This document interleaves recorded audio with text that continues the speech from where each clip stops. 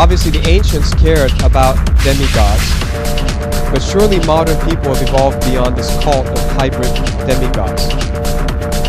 Is the subject of the Nephilim a mere tangent? We've covered in the first session. We name our planets after the Nephilim. We name our days after the Nephilim. We name our months after the Nephilim. We name our chemicals after the Nephilim. And we name some of our continents and an ocean after the Nephilim. But surely, we, modern people, have evolved beyond this now. Would you agree? Sorry. I have to take you to Starbucks. What's on every Starbucks cup? Nephilim. It's a siren, which is a half-fish, half-woman, or a half-bird, half-woman hybrid that lures sailors to their death with their songs. And you can see the evolution of the Starbucks marketing plan of their logo. They just copied a 15th century siren and put it straight on their logo. But over time, they just kind of used a little bit of artistic license, and they just rounded it out so it doesn't look... There's some details there. I won't point out the details. Some of it's a bit rude. But they've just changed it, but it still is the Nephilim sirens. And here is a siren luring a young sailor to his death. She's a hybrid. How about Versace? Huh? What is Versace about? Yeah, that real pretty woman, Medusa, with a head of snakes instead of hair, who turns you into stone if you look at her. What is she? She's a hybrid, a Nephilim. And that's the symbol of one of the most luxurious brands. Interesting. Nephilim among us, our biggest sports competition on the planet. I would say it's the biggest event that brings the entire planet together. What is it? The Olympics, named after Zeus and the Olympian gods who ruled from Mount Olympus. All Nephilim. It's a tribute to the Nephilim. In fact, in the old days when they had the Olympics, they would offer sacrifices and offerings to the Olympian gods. The next Olympics, Rio, in 2016, again, carrying the name of the Olympian gods to the world. Let's go to sports. Nike. Ever heard of Nike? What's Nike? Sports brand, manufacturer of sports clothing? Wrong. It's Nephilim. Goddess of victory. She's a Nephilim. In fact, when I went to Ephesus, I saw this exact stone. This is Nike, the goddess of victory. Amazon. What's Amazon? You thought Amazon was a place that you go online to buy stuff, right? Wrong. Bunch of Nephilim, a race of female warriors whose name meant without breasts, Amazos in Greek, or killer of men. Is that nice? Some of them are hybrids of Ares or Mars and mortal humans. Who are they? They're a race of female warriors that would cut one of their breasts off so that they could fight more viciously. And the myth is they either cut the breasts off or they burn their breasts off. And they were feared everywhere. A race of female Nephilim. What's this? The Odyssey. You thought the Odyssey was a car. No, it's not. It's the Greek epic about Ulysses and the ancient hybrid Nephilim that he met all over the place. That's the Odyssey. What's your Achilles?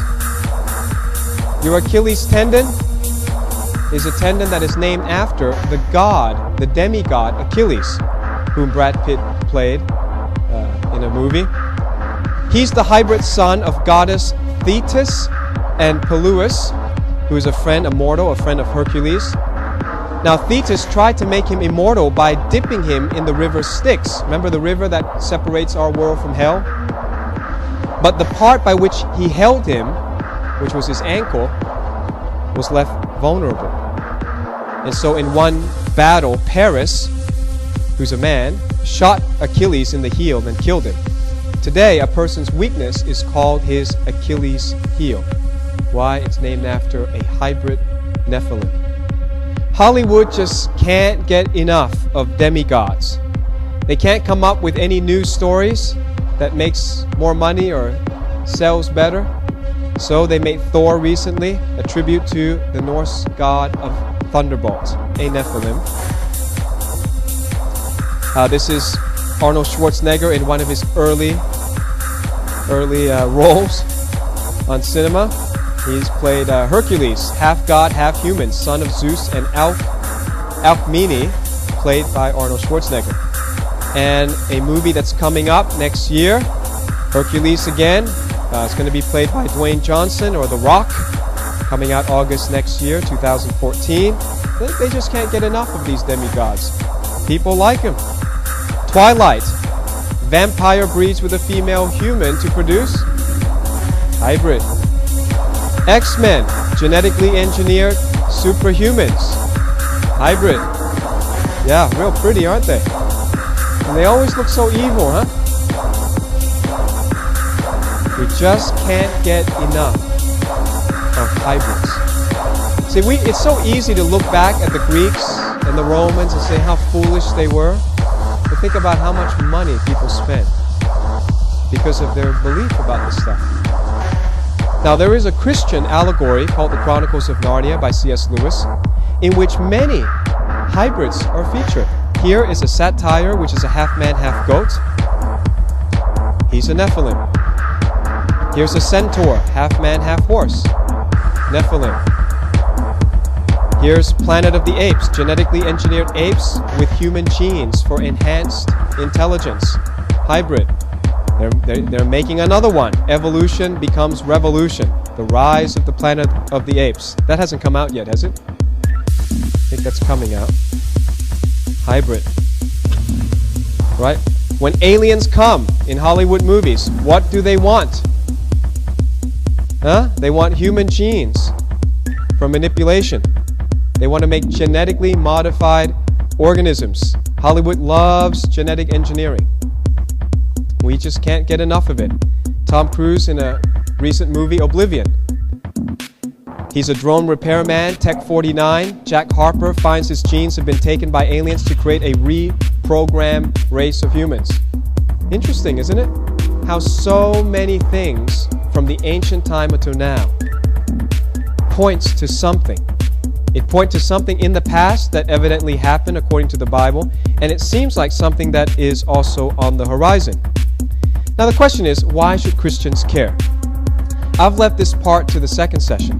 I normally do this part first where I give you scriptures, but I left it here because I thought I'd grab your attention first and show you how pervasive, how ubiquitous the Nephilim are in our lives. Are you convinced? Yeah, Nephilim are among us. We should care because it's in the Bible.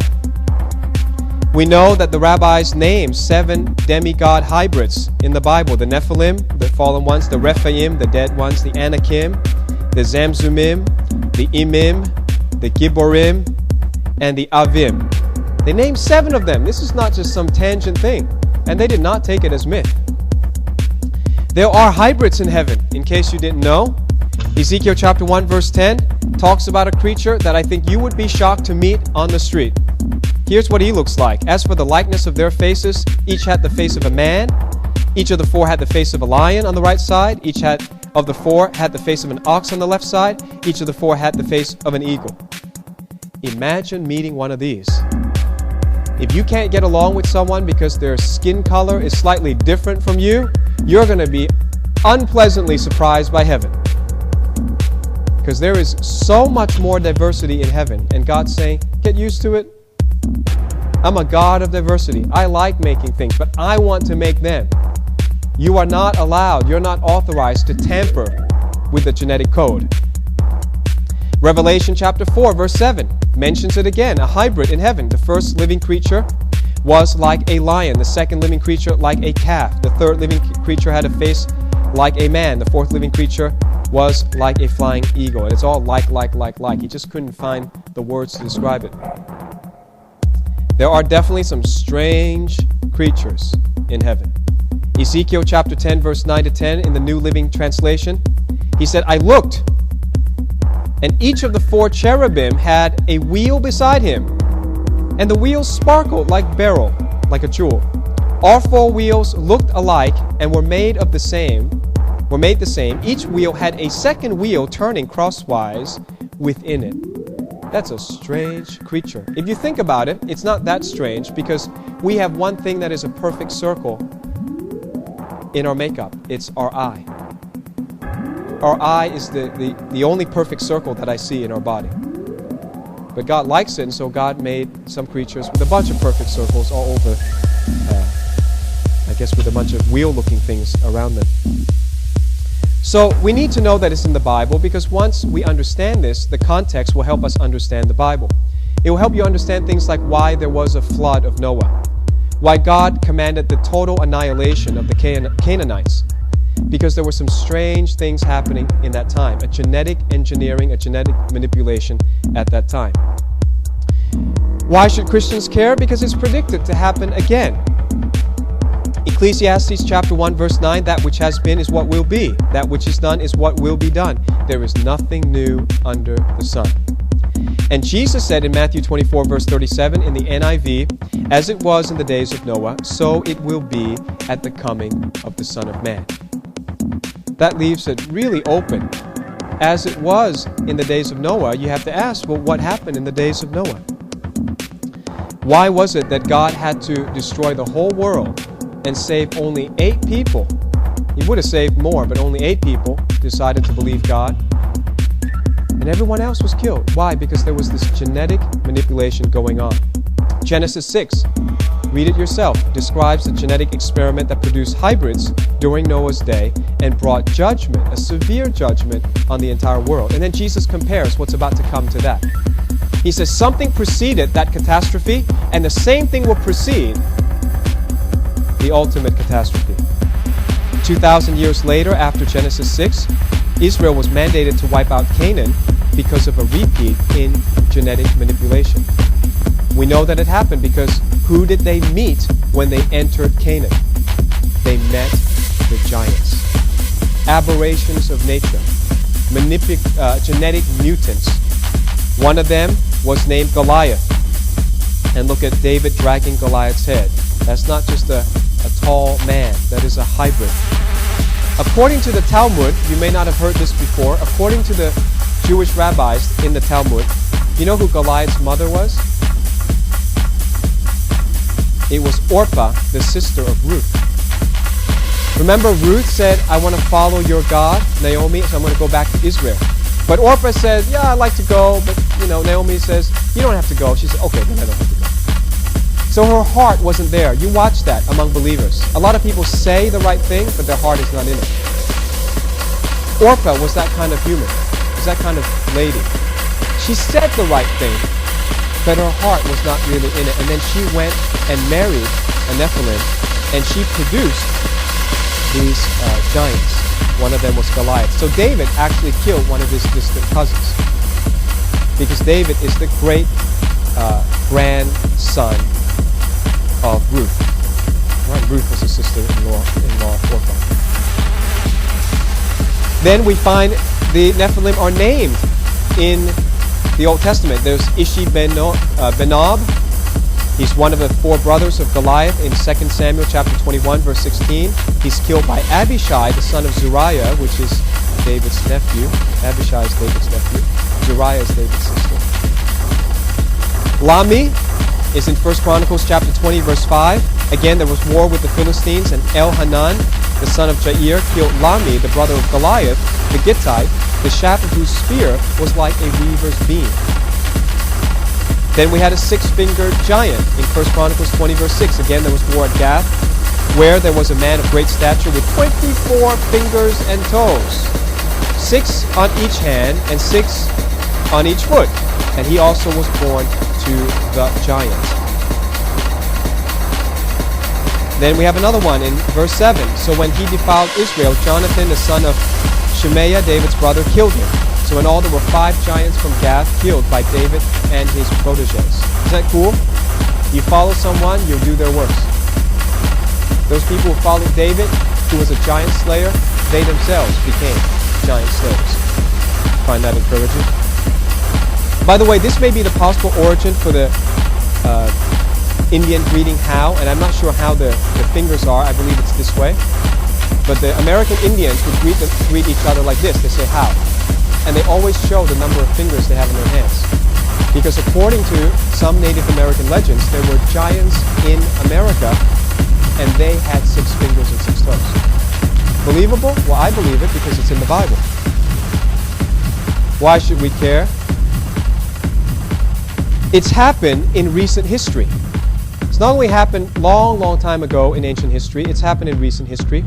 I believe the greatest sins on earth start with a desire to create genetically engineered superhumans. And this was the desire of both Charles Darwin and Adolf Hitler. They had a desire for genetic superiority.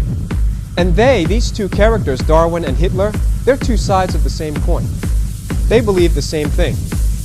They were believers in what's called eugenics. Eu is Greek for good, genics for genetics.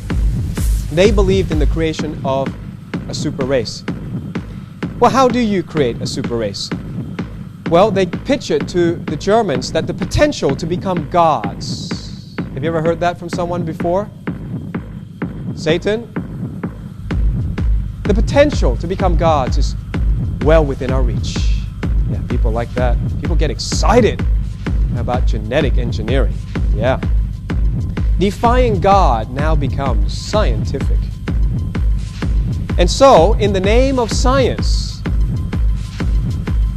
not in the name of Christianity, in the name of science, 6 million Jews were killed in the name of evolutionary science because it was simply survival of the fittest.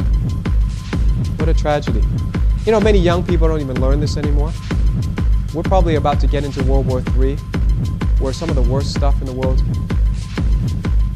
is going to happen. And people don't even know.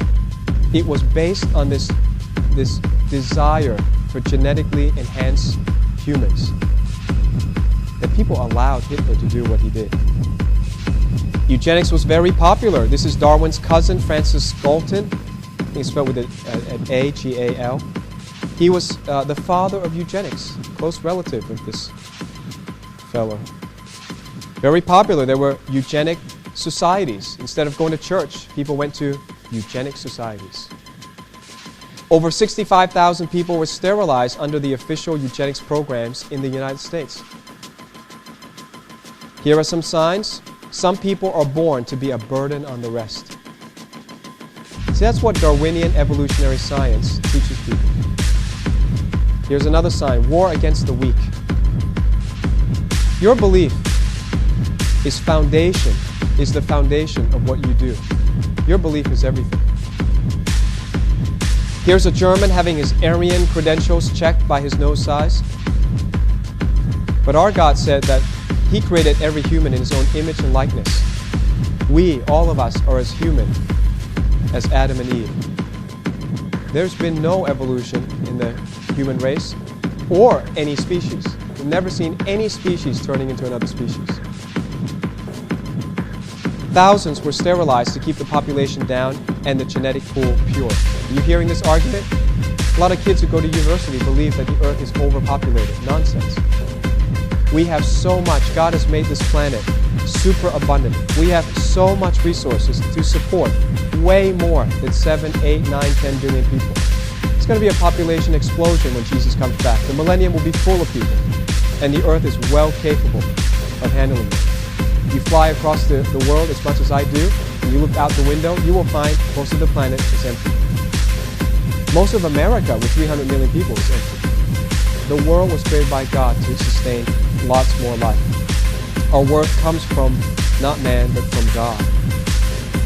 So Satan's temptation has always been this. The same thing that he pitched to Eve in Genesis chapter 3, verse 4 and 5. The serpent said to the woman, "You will not surely die. If you don't believe God, if you disobey God, number one, you will not surely die. For God knows that in the day that you eat of it, your eyes will be open, and you will be like God." The 3 promises of the devil. Number 1, longevity or immortality. Number 2, intellectual superiority. Number 3, deification. You'll be like God. Greatest sins on earth start with a desire to create superhumans. But I think there's one more reason why we as Christians should be concerned, should be aware of what the Bible and obviously lots of mythology around the world talks about.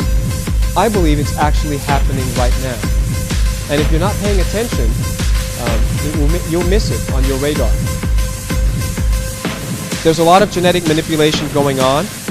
This is an article from August 2011, Death of the Bees, Genetically Modified Crops and the Decline of Bee Colonies in North America. They found dead bees. Monsanto, one of the biggest, I think the biggest company that's doing genetic modification. Monsanto genetically engineered seeds are killing off bees. And here's a comparison of bee intestines. And the black one on the left ate GMO food. So if it does that to bees, I wonder what it's doing to our children. Right now, well, let's take a look at how many plants rely on bees. Some of those valuable fruits, vegetables, nuts, and field crops depend on insect pollinators, particularly honeybees. Soybeans, cottons, grapes, almonds, apples, oranges, strawberries, peanuts, peaches, blueberries. So I believe that this type of genetic modification may be the culprit. It may lay out the scenario that Revelation talks about. Because Revelation says there's going to be mass starvation. There's going to be massive disaster. People will die. A third of the human race is going to die. How's that possible? Well, if the bees are dying off because of genetically modified food, and then we're introducing it into the human population, what is that going to do to people? Is it a conspiracy? Some people believe that they're willfully sowing seeds of destruction, the hidden agenda of genetic manipulation. There certainly is sickness from GMO on the rise. A lot of Australian children today cannot eat peanuts. A lot of Australian schools are now telling children, even if you're not allergic to peanuts, don't bring peanuts, because so many Aussie kids can't even eat or be near peanuts. So these are the top 10 genetically modified foods. Do you ever eat corn, soy, anything from cotton, papaya, rice, canola, potatoes, tomatoes, dairy products, peas? Now, this is going into our systems right now. BBC News, December 1999, Trojan gene could wipe out fish. Just one genetically modified fish could wipe out local populations of the species if released into the wild, biologists have warned. These are countries that ban GMO. The green countries say no. The red countries say yes. Unfortunately, the English-speaking world, represented there by England, says yes. And we see more sicknesses than in France.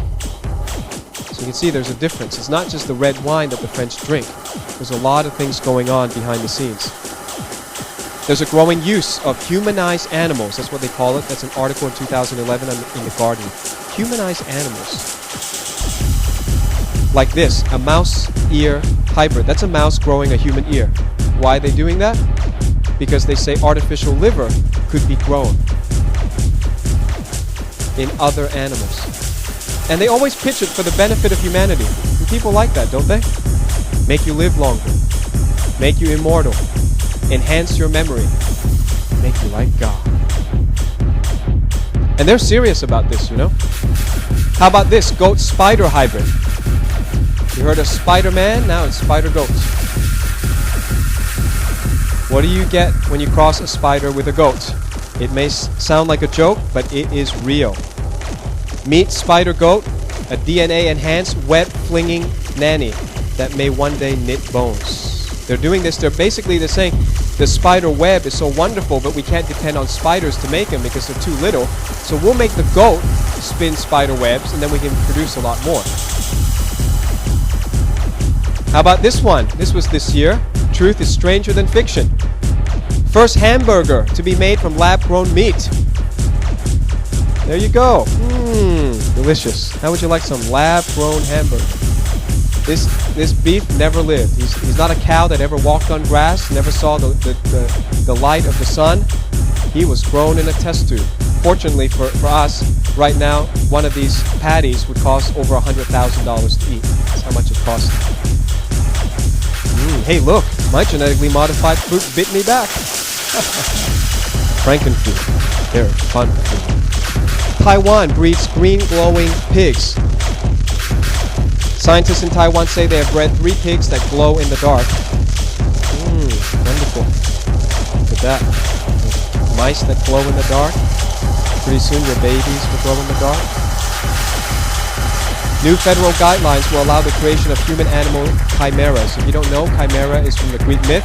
It's the mix, a hybrid of lion, snake, and goat. That's weird. That's why they call it a chimera. That's 2005. Mail Online, 2011 again. 150 human-animal hybrids grown in UK labs. Embryos have been produced secretively for the past 3 years. Did you know that there is a transhuman movement? The objectives of the movement? Have you heard this before? Extend life, enhance intelligence, and to become like God. Yeah, I think we just read that somewhere in Genesis, didn't we? Man becoming his own God via transhumanism. They have a plan. It's called the 2045 Avatar Project.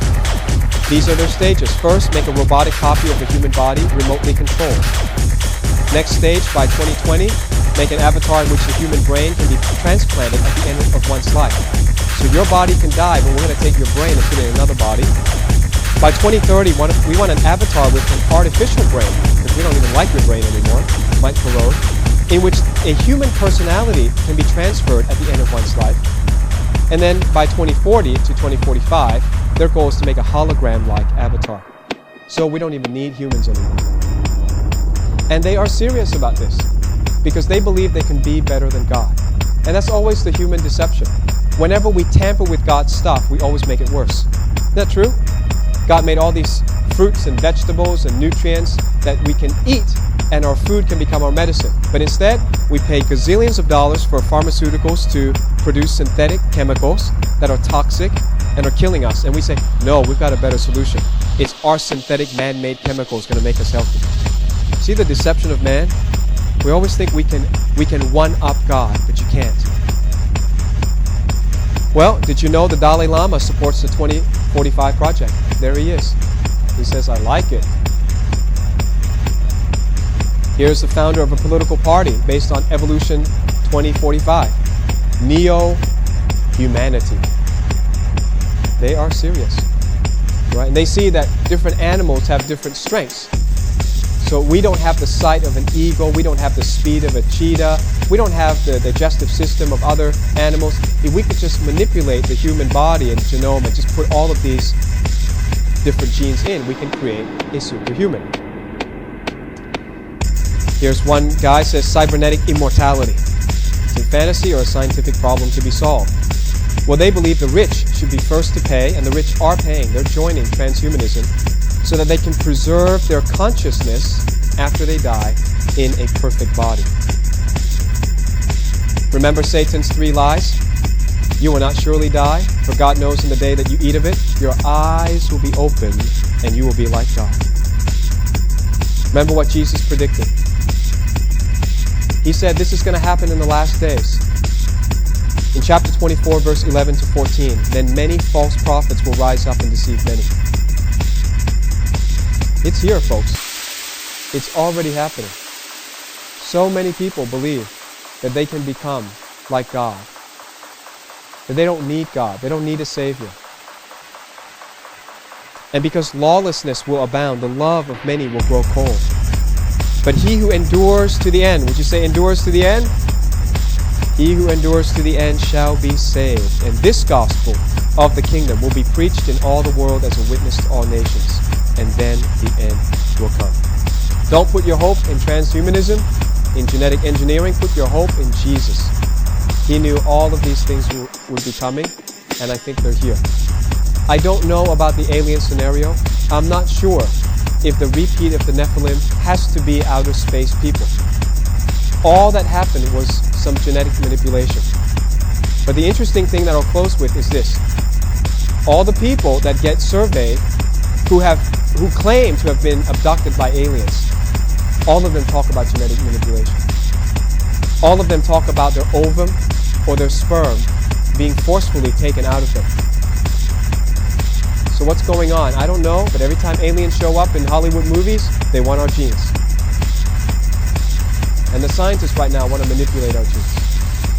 And God said the last 2 times that happened, it wasn't long before total destruction came. And Israel entered the promised land. I think the good news is that when you see all these things happening, Israel is not far